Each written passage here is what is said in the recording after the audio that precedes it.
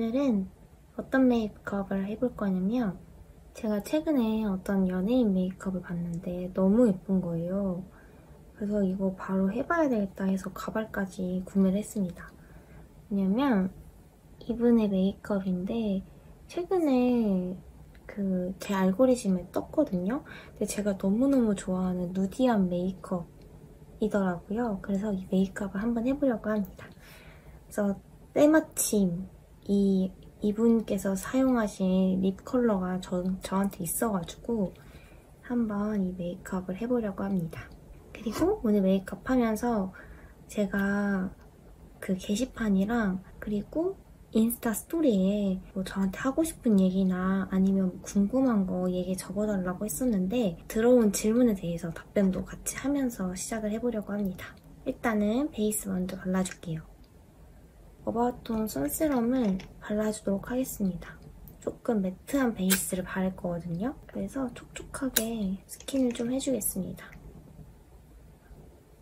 이렇게 해줍니다. 촉촉하게. 그리고 제가 최근에 정샘물에서 스킨누더 쿠션 이거 되게 유명하잖아요. 이거 제일 밝은 컬러가 나왔어요. 올리브영 단독으로 나왔는데 계속 컬러에 대한 얘기가 많았어가지고 구매를 안 하다가 제일 밝은 컬러가 나와서 구매를 했습니다. 저한테는 약간 세미매트 느낌이었거든요. 그래서 촉촉하게 해주고 매트하게 발라줄게요. 막 새로운 메이크업이 아니라 그냥 제가 좋아하는 색감의 메이크업이어가지고 아주 마음에 들 것 같아요. 일단은 첫 번째 질문에 대해서 한번 얘기를 해보려고 하는데 사실 이거는 질문은 아니고 되게 장문으로 온 고민이긴 해요.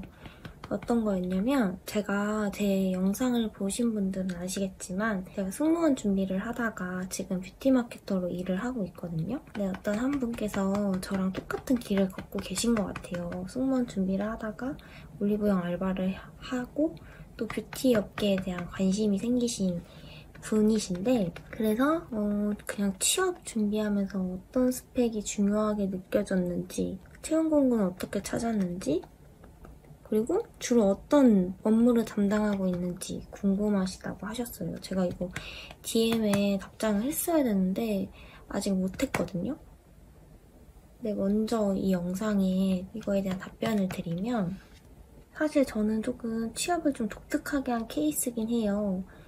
왜냐하면 뭐 정식적인 취업 준비가 아니라 대외 활동을 하다가 인턴이 되고 인턴을 하다가 정직원이 돼서 계속 다니고 있는 케이스여서 조금 독특하긴 한데 제가 봤을 때는 토익 점수, 컴활 뭐 이런 기본적인 것들 다 중요하긴 한데 저는 솔직히 뭔가 밖에서 어떤 활동을 했다라는 대외 활동 경력이 되게 중요하지 않나라는 생각을 좀 했던 것 같아요. 그러니까 내가 이 직무에 있어서 얼만큼 관심이 있고 어떤 준비를 했고 앉아서 하는 게 아니라 뭔가를 움직여서 뭔가를 했냐 이런 거를 좀 보지 않을까 싶었습니다. 확실히 앉아서 공부하는 것도 너무너무 중요한데 그것도 해야 되지만 뭔가 밖에서 나가서 좀 체험할 수 있는 기회들은 다 잡아봐야 하지 않을까 싶습니다. 아이브로우를 그려줄게요. 눈썹을 이분께서 되게 귀엽게 빼셨거든요. 이렇게 선 없이. 그래서 저도 선 없이 빼주겠습니다. 저는 물론 진짜 자격증 다 중요한데 저는 무엇보다 대외 활동, 내가 자기소개서에 쓸 수 있는 내용들 이런 게 중요하지 않나 싶어요.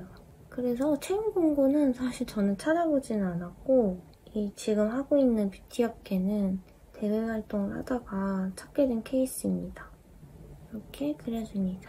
그리고 무슨 일 하냐? 이거에 대해서도 생각보다 되게 질문이 많았어요. 거기 뷰티 마케터 무슨 업무 하냐 많이 물어보셨는데 다 합니다. 제품만 안 만들어요. 제품을 만드는 거는 마케팅이 아니라 기획팀에서 하는데 저는 뭐 제품 품평하고 의견 내고 이런 것까지도 같이 하고 그리고 제품이 이제 확정이 되면 그 제품을 가지고 어떻게 마케팅을 진행할 건지 기획을 하고 또 이제 이미지 같은 거 있잖아요. 모델 화보나 제품 촬영이나 이런 모든 실물로 보이는 것들은 다 마케터가 만듭니다. 기획을 해서 다 만들고 뭐 상세 페이지 만들고 체험단 같은 거 있잖아요. 뭐 파우더룸이나 뭐 여러 채널에서의 체험단들이 있는데 그런 거 하고 크리에이터들한테 선물 보내고 콘텐츠 발행하고 되게 다양한 업무를 하는 것 같아요. 그래서 저는 사실 마케터는 일을 하다 보니까 진짜 잡무가 많아요. 이것저것 신경 쓸 게 되게 많거든요. 그래서 나는 야근 진짜 절대 싫다. 야근하면 나 회사 절대 못 다닌다 하시는 분들은 마케터가 좀 힘들 수도 있을 것 같아요. 마케터는 약간 야근이 좀 당연하게 따라오는 그런 직무인 것 같습니다. 제가 생각했을 때. 저도 아직 한 회사에서밖에 안 있어봤지만 다른 회사에 있던 분들 이야기를 들어봐도 마케팅 직무는 좀 야근이 어쩔 수 없이 생기는 그런 곳 같아요. 이렇게 다크서클 가려집니다. 근데 오늘 뭔가 조명이 조금 달라 보이지 않나요?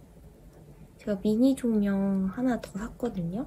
조금 더 잘 보였으면 해가지고 제가 카메라가 좋은 게 아니다 보니까 조명에 힘을 조금 많이 보려고 하는데 그래서 미니 조명을 샀습니다. 이렇게 깔끔하게 해줍니다. 그리고 여러분 제가 진짜 요즘 진짜 너무 좋아하는 쉐딩이 하나 있어요. 뭐냐면 투쿨포스쿨 베일드 컨투어인데요. 이거 진짜 뭉침 하나도 없이 발려가지고 너무 좋아합니다. 제가 턱 쉐딩이나 이런 거 진짜 어려워하거든요. 막 뭉치고 뭔가 밝게 다 해놨는데 이 턱 쉐딩을 어떻게 해야 될지 잘 몰라서 약간 밝아진 피부를 좀 어둡히는 효과를 하는 느낌이 막 들고 그래가지고 별로 안 좋아했단 말이에요. 근데 이거는 되게 투명하고 맑게 발려가지고 너무 좋습니다. 그래서 먼저 코 쉐딩을 해줄게요. 그렇다고 막 이게 발색이 안 되고 이런 거 절대 아니거든요. 이렇게 잡힙니다. 투쿨포스쿨이 원래 거의 원조 쉐딩 맛집이잖아요. 그래서 이번에 나온 거 진짜 마음에 듭니다. 없는 이목구비를 만들려면 이 콧대를 세워줘야 됩니다. 이 코 쉐딩할 때 진짜 재밌는 것 같아요. 이렇게. 그리고 나서 이거는 증정용에서 받았던 퍼프인데 이거를 턱에다가 발라줍니다. 보이세요? 되게 얇게 발리는 거 보이시죠? 경계 없이 발리는 게 진짜 좋습니다. 이 컬러가 너무 막 진하면은 티가 많이 나고 하는데 이거는 그런 거 없어요.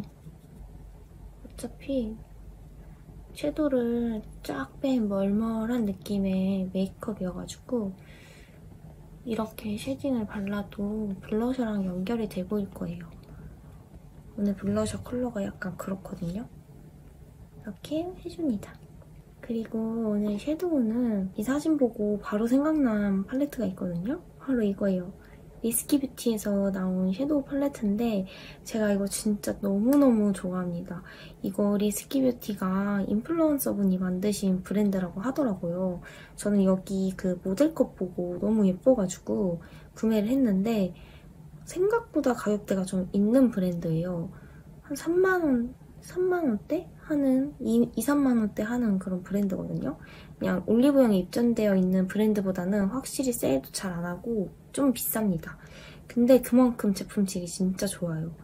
그리고 컬러가 약간 해외 시장에서 볼 법한 컬러감들이 많이 구성되어 있어서 진짜 너무 예쁩니다. 어쨌든 이걸로 메이크업을 해볼게요.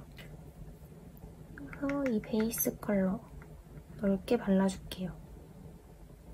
오늘은 섀도우를 많이 뺄 거니까 그리고 두 번째 질문도 읽을게요. 옷 컨텐츠 찍어달라고 하시는 분들이 많으세요. 제 옷에 대해서 되게 궁금해 해주시는 분들이 너무 감사하게도 많아가지고 그거는 제가 계획하고 있는 어떤 꿈이 있거든요. 목표하고 있는 거. 그래서 그건 조금만 더 기다려주면 감사할 것 같습니다. 옷은 조금만 기다려주세요. 그리고 두 번째로 많았던 질문. 인생템 소개해달라고 하셨거든요. 스킨케어, 베이스, 색조 등등. 색조는 사실 그날 메이크업에 따라서 막 바르는 스타일이어가지고 이건 진짜 꼭꼭 있어야 된다 하는 거는 없는 것 같고 베이스는 어바웃톤 스킨 레이어 핏 쿠션이랑 누드 쿠션. 제가 쿠션 누드를 원래 별로 안 좋아했는데 요즘 워낙 잘 나와서 그 두 개 진짜 애정하고요. 그리고 킬리 파운실러 되게 좋아합니다. 그거는 여름에 진짜 쓰기 너무너무 좋았어가지고 진짜 피부에 착 달라붙었거든요. 그래서 그것도 너무 잘 썼습니다. 스킨케어는 온그리디언트 진짜 좋아하고 좀 물 같은 제형의 스킨케어는 다 좋아하는 편입니다. 좀 애매한 답변이죠? 근데 진짜 제가 뭐 어디 여행 갈 때나 꼭 챙겨가는 거는 온그리디언트인 것 같아요. 제가 피부가 건성이어가지고 조금이라도 건조해지면 어떤 화장이든 다 안 예뻐 보이거든요. 그래서 온그리디언트는 꼭 챙깁니다. 그리고 이렇게 3개 섞어서 그리고 또 제 인생 계획이 뭐냐라고 해주셨어요. 저 좀 궁금한 게 인생 계획을 다들 세우시나요? 저는 안 세우거든요. 저는 당장 하고 싶은 일들 그런 거는 사실 세우는데 어떠한 꿈을 가지고 있다라기보다는 그냥 올해 회사 잘 마무리하고 내년에 결혼하고 뭐 내년이든 내후년이든 아기를 가졌으면 좋겠다 하는 것과 그리고 제가 옷에 대해서 아까 뭐 준비하는 게 있다 이렇게 얘기했잖아요. 그래서 옷도 쇼핑몰을 생각을 하고 있는데 그것도 해보고 싶다 해서 지금 이제 머릿속으로 계속 상상을 굴리고 있는 정도 이렇게만 있습니다. 제가 MBTI가 ISTP예요. 그래서 막 어떤 거를 엄청 계획하지 않아가지고 지금 뭐 특별하게 뭔가를 계획하고 있고 인생 계획은 딱히 없는 것 같습니다. 그냥 하루하루 제가 회사에서 불평하지 않고 혼나지 않고 했으면 잘 마무리했으면 좋겠어요, 뭐든. 그리고 추구미 메이크업과 패션이 있냐?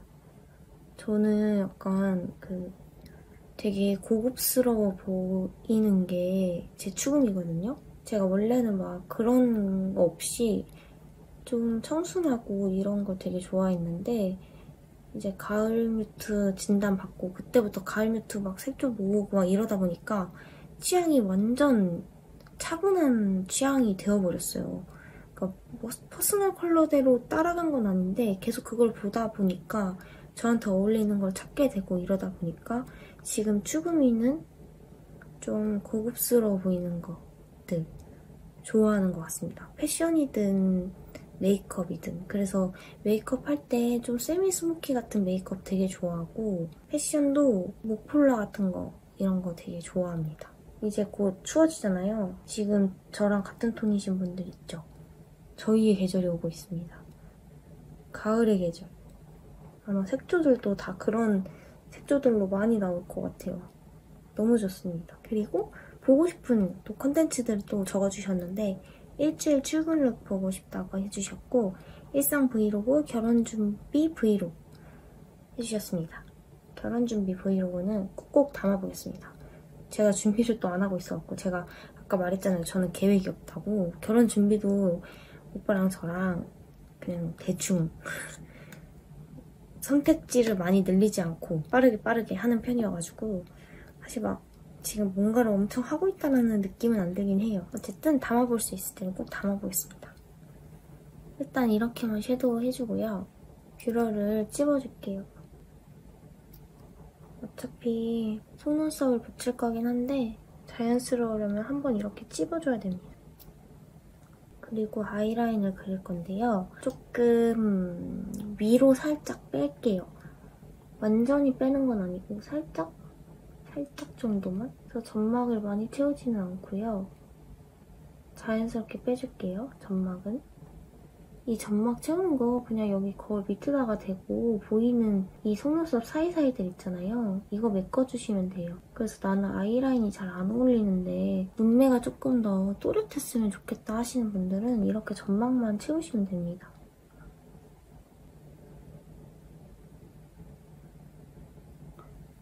이렇게 해줍니다. 그리고 반대편. 그리고 그 다음 질문을 얘기하자면 다음 질문은 바쁜 생활에서 신앙을 지키는 방법이 뭐냐? 저도 잘 못 지켜요. 너무 부끄럽지만 맨날 잊고 살아갈 때가 너무너무 많습니다. 그래서 제 주변에 좋은 분들을 많이 붙여주셨어요. 예를 들면 저희 승복, 제 남자친구, 제 남편들 분이 굉장히 단단하신 분이거든요. 그래서 제가 이렇게 픽 쓰러질 때면 항상 이렇게 픽 쓰러진 저를 이렇게 탁 세워주는 사람입니다. 신앙이 굉장히 단단한 사람이어서 제가 뭐 어떻든 간에 본인의 이런 나눔들을 자유롭게 해주셔서 매번 이렇게 다시 세워지고 무너지고 다시 세워지고 무너지고 하는 것 같습니다. 제 힘으로 지킬 수 있는 거는 아닌 것 같아요. 네.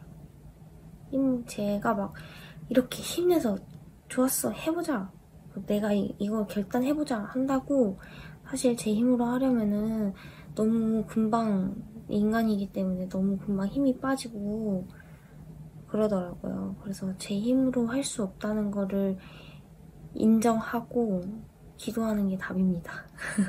이 부분은 저는 그렇게 생각합니다. 인간관계에서 상처를 잘 받는 편인데 타인에 대한 기대를 어떻게 내려놓을 수 있을지 얘기해보면 좋을 것 같아요. 인간관계에 대해서 상처를 잘 받는다는 거는 인간한테 사람한테 거는 기대가 많다는 거거든요. 이게 저라서 너무 잘 알아요.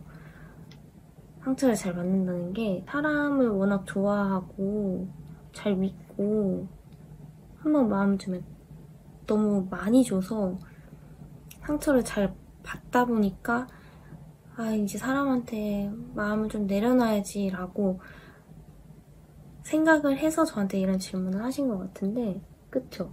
저도 그래요. 근데 이게 누군가를 좋아하고 이런 마음을 버리기가 솔직히 없는 것 같아요. 누군가를 좋아하는 마음을 제가 마음대로 할 수 있는 영역이 아니니까. 기대를 어떻게 내려놓느냐? 저 이거 되게 제 주변 사람들한테 말하는 건데, 일상이 너무 바쁘면 인간관계가 되게 좁아지거든요? 인간관계가 좁다 보면 약간 누군가에게 너무 많은 시간과 마음을 쏟기가 어려워지더라고요. 그렇게 하면 좀 상처를 좀 덜 받게 되는 것 같아요. 좀 이상한 답변이긴 한데, 그냥 저도 원래 그랬는데 제가 성격이 직장 다니면서 좀 변했거든요. 저도 엄청 막 상처 많이 받고 많이 휘둘리고 이랬는데 직장 가고 맨날 야근하고 바빠지니까 그것 또한 애정이더라고요. 그것 또한 감정이고 시간이고 그렇더라고요. 그래서 많이 바빠지면 그게 조금 줄어드는 것 같아요. 관심사가 거기에 둘 수 없고 제 업무에 집중이 되다 보니까 좀 슬프긴 하지만 그렇더라고요. 저는 그랬어요. 그래서 내가 뭐 그렇게 해도 사람에 대한 마음이 너무 크면은 아무리 바빠도 전혀 뭐 타인에 대한 기대가 그래도 계속 크신 분들이 분명히 있을 거예요. 왜냐면 제 주변 친구들도 그런 친구들 많거든요. 근데 그런 거는 왜 그 사람에 대해서 기대를 내려놔야 하는지 먼저 생각해보면 좀 좋을 것 같아요. 내가 왜 사람한테 이 사람과의 관계를 통해서 왜 내가 기대를 내려놓으려고 하지? 하는 이유를 좀 찾아보고, 만약에 그 이유가 분명하다 하면은 관계를 조금 멀리서 지켜보면 되는 거고, 이 관계가 계속 이어나가는 게 건강한 건지 돌아보고 하면은 되지 않을까 싶습니다. 근데 제가 늘 항상 말하지만 정답은 없는 것 같아요. 그냥 제 하나의 의견일 뿐입니다. 가볍게 들어주시면 좋을 것 같습니다. 이렇게 풀어줘요. 그리고 또 또 인간관계 스트레스 해소법이라는 질문이 있는데 많이 요즘 인간관계에 대해서 되게 힘드신 분들이 많나 봐요.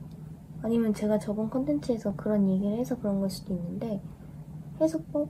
저는 그 사람과의 거리를 둔다. 거리를 둘 수 없는 관계다? 만약에 뭐 회사 사람인데 업무적인 그 사람과의 관계에서 뭔가가 힘들다? 하면은 그거는 좀 어려운 문제죠. 근데 친구의 관계에서 내가 스트레스를 받는다? 그러면은 안 만납니다. 이렇게 아이라인을 그려줬고, 그리고 이거랑 이걸 섞어서 삼각존에 발라줄게요. 아니다. 트임을 먼저 해줄게요. 그리고 여기를 틀어주겠습니다. 이렇게 해주고요. 애교살이 되게 도톰하시거든요. 그래서 조금 넓게 밑에까지 그려줍니다. 그리고 다음 질문. 믿지 않는 기독교인 남자친구와의 결혼 어떻게 생각하시냐? 어떻게 생각하냐고요? 이렇게 어려운 질문을 하시다니. 저는 주변에서 이제 믿으시는 분들이 믿지 않는 분이랑 교제하지 말라고 얘기를 많이 했었어요. 근데 저는 그게 진짜 세상에서 제일 이해 안 갔거든요.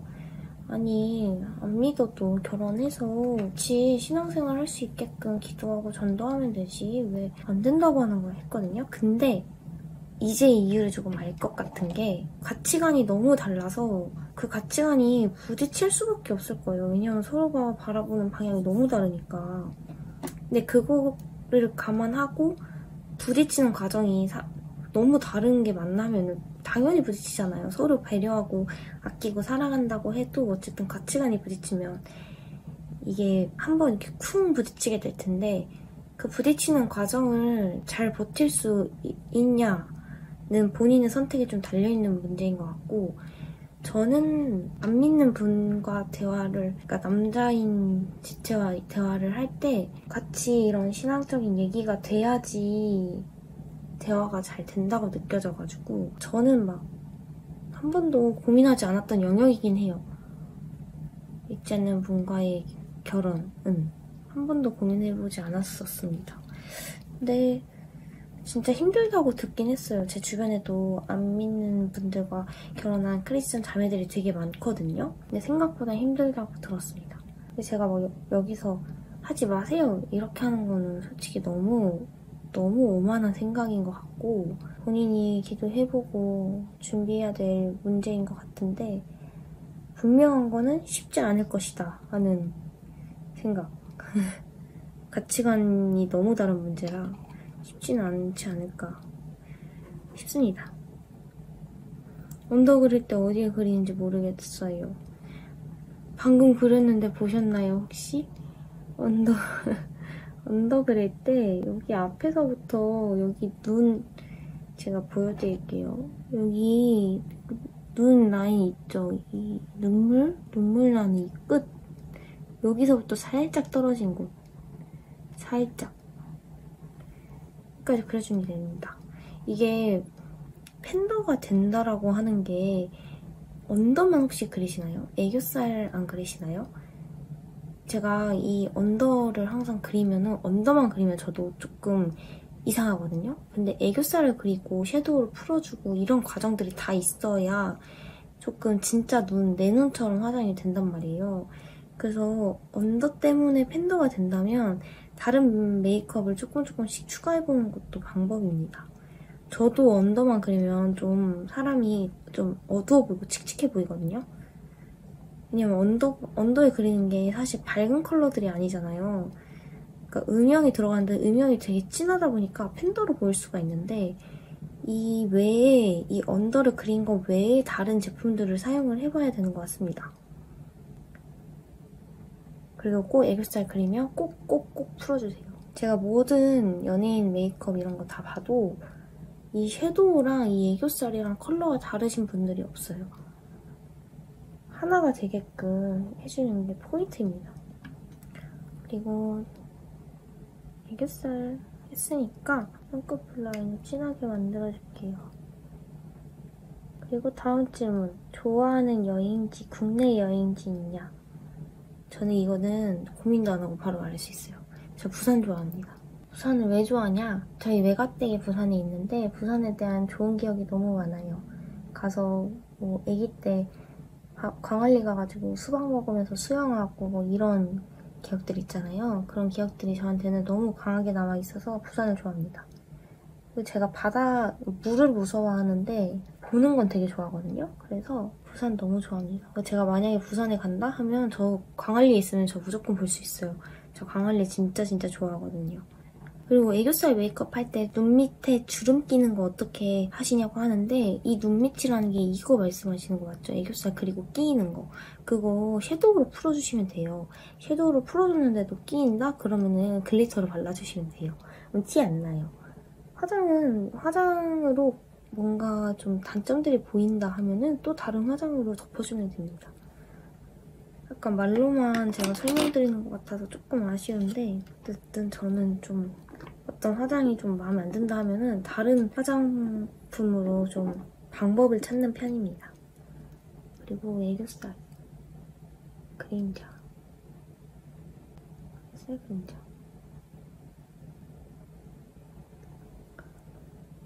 이렇게 섀도우가 진짜 많이 빠졌죠? 한 번 더 풀어줄게요. 섀도우를 하고 한번 이렇게 여러 번 덧발랐으면 베이스 컬러로 풀어주면 훨씬 자연스러워요. 이거 붙이겠습니다. 속눈썹.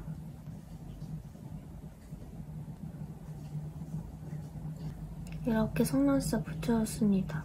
되게 짧죠? 조금 마르는 동안 이것으로 여기를 조금 더 그려줄게요. 여기 음영을 조금 더 줘요. 이렇게.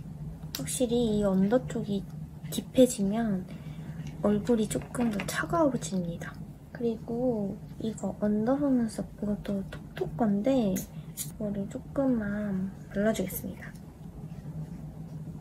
이렇게 두 가닥만 붙여볼까봐요. 그리고 속눈썹 한번 찝어줄게요.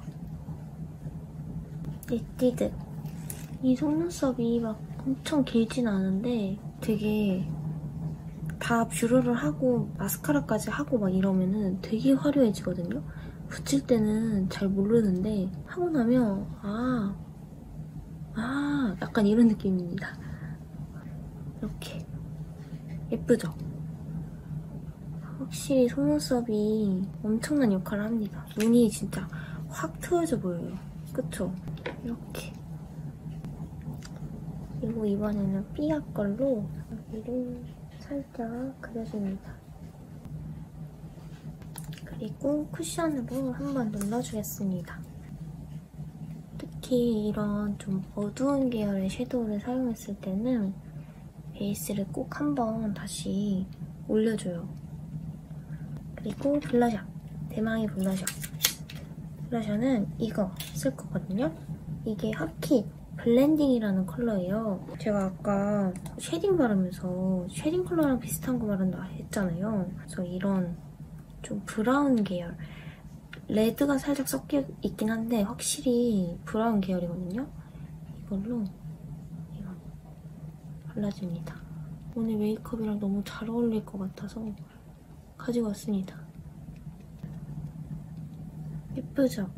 확실히 채도가 많이 올라오지 않습니다. 저 이거 바르면서 생각난 건데 저 해보고 싶은 게 딱 하나 더 생각났어요. 저 나중에 제가 잘 쓸 것 같은 색조 하나 만들어보고 싶어요. 이거는 진짜 무조건 챙겨가지 할 만한 색조 하나 만들고 싶습니다. 제가 쓸만한 거. 너무 뿌듯할 것 같아요, 그러면. 그리고 여기에 있는 건 가루 블러셔거든요. 같이 올리겠습니다.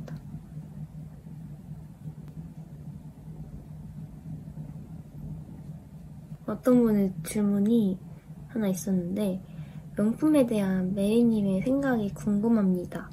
너도 나도 명품 드는 세상에서 명품백 하나쯤은 사도 괜찮을지 낭비라고 생각 안 되시는지.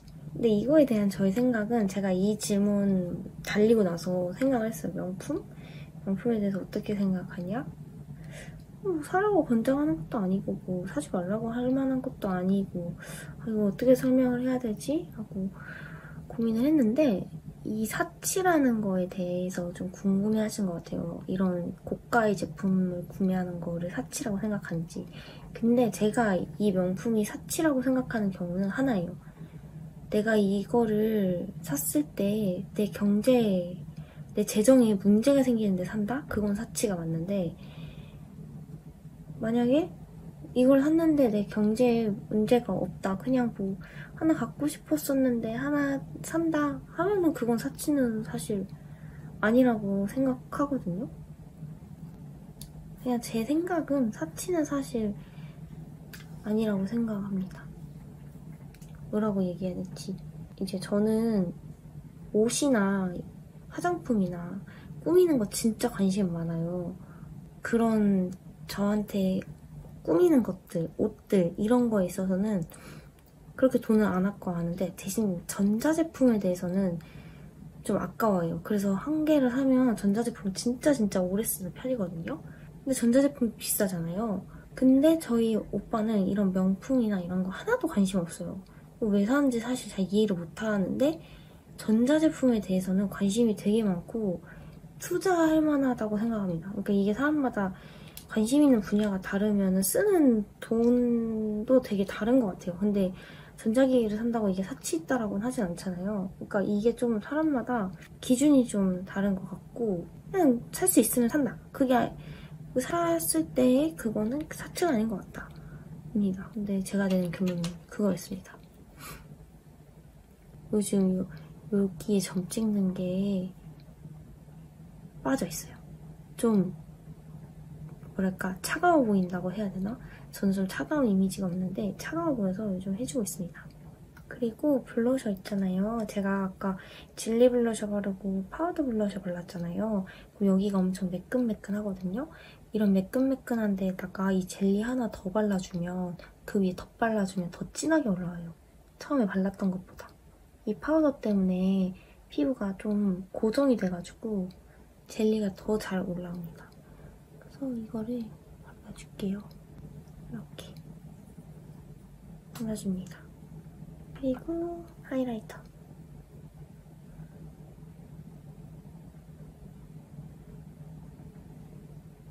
이거 진짜 이쁘죠? 유튜버 맨 처음 초창기 때부터 사용했던 제품입니다. 이것도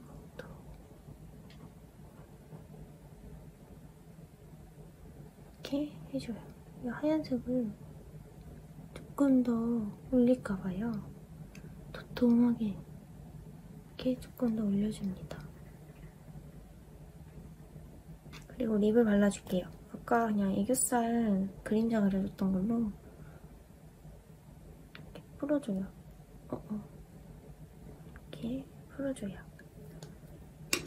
그리고 이분께서 바르신 립이 이거거든요. 누지.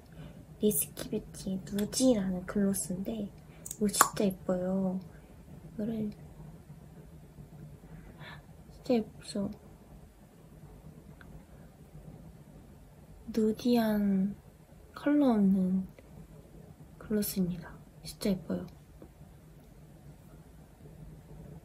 오늘 진짜 이거 색감 너무 예쁘지 않아요? 입니다. 이렇게 하고 그레이 렌즈를 끼고 돌아오도록 하겠습니다. 이렇게 렌즈를 끼고 왔습니다. 그레이 렌즈랑 생각보다 이 웜한 컬러감이 되게 예쁜 것 같아요. 여기에 점을 찍을까봐요. 그쵸? 여기는 잘 안 보이니까 여기에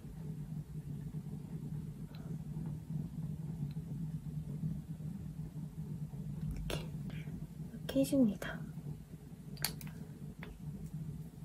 어떤가요?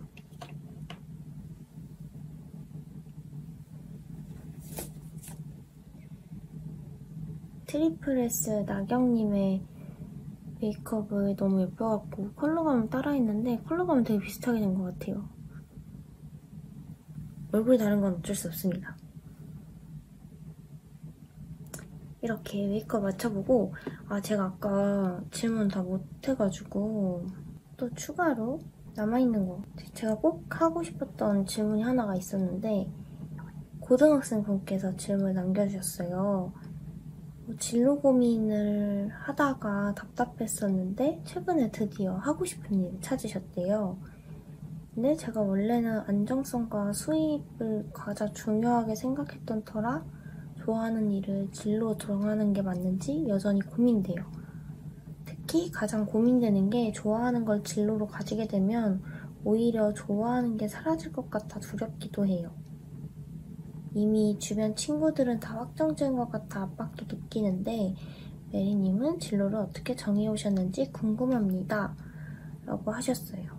좋아하는 걸 진로로 가지게 되면 오히려 좋아하는 게 사라질까 봐 두렵다 라는 말이 뭔지 알 것 같아요.